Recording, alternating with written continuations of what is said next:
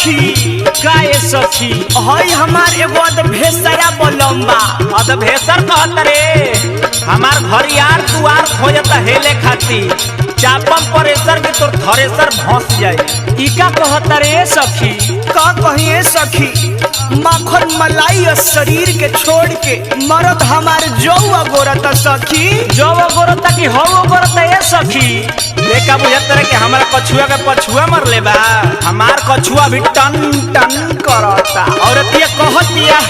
जब से चढ़ल बा चैत के महीना सखी रहन मरद के भइल बेदीना सखी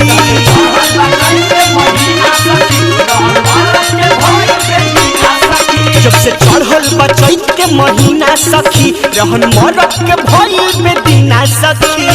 अरे माई रे अरे लसर फसर लहंगा रे लो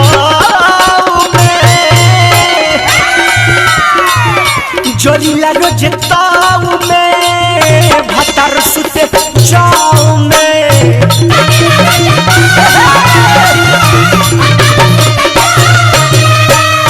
जोरीला रोज ताऊ में भतर सुते जाऊ में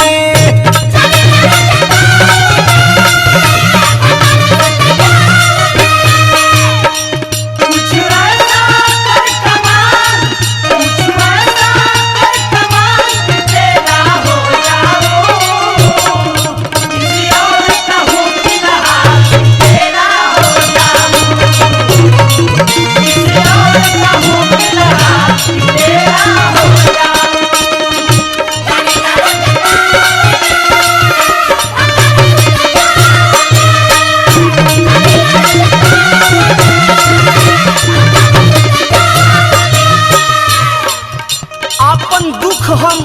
विष्णुपुरी चाचा शक्ति सोना शंकर भैया अप्पू भैया ले कितना बताई हो तो दोनों जना जाके बलिया में राम राम जपत लो सखी देख बहसत रहनु तो तोरा के कुकुर मोचा के बाचा देखा दे ए राजा जी मान जाई ना अदही पफान जाई ना ई खरगोश पोस ना मानी जाके खरिहानी में सु तेला रात दिन हो जवानी बा मसीन हो कि गरम होला मसीन हो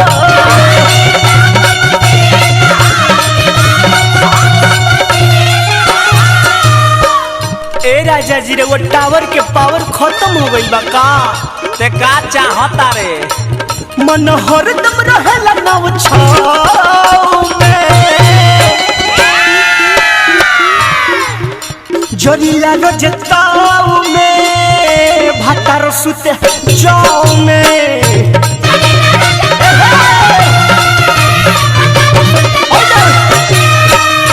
जोरीला रोज ताऊ में भतर सुते जाऊ में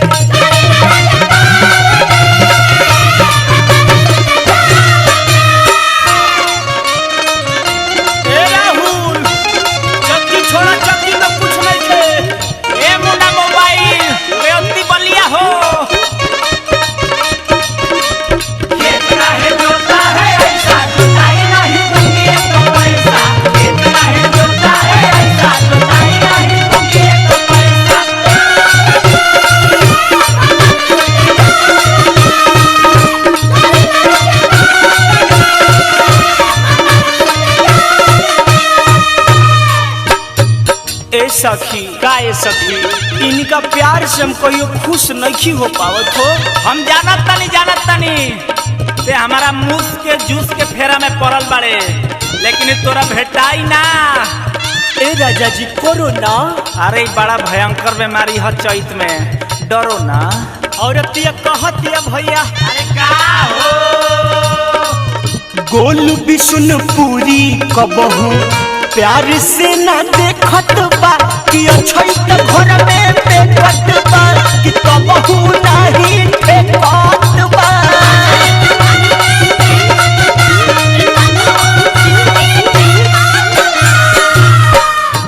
ए लालू भाई औरतिया कहतिया का हो शक्ति सोना पूरा हेला ना गो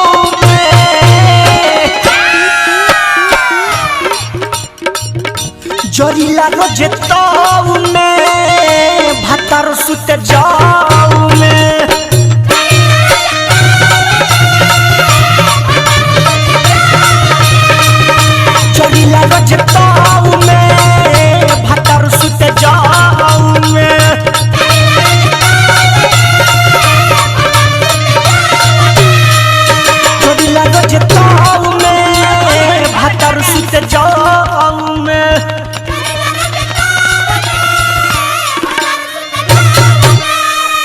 चलिला रजताऊ में भटर सुते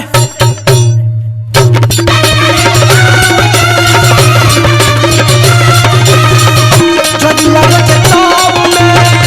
भटर सुते जाऊ में।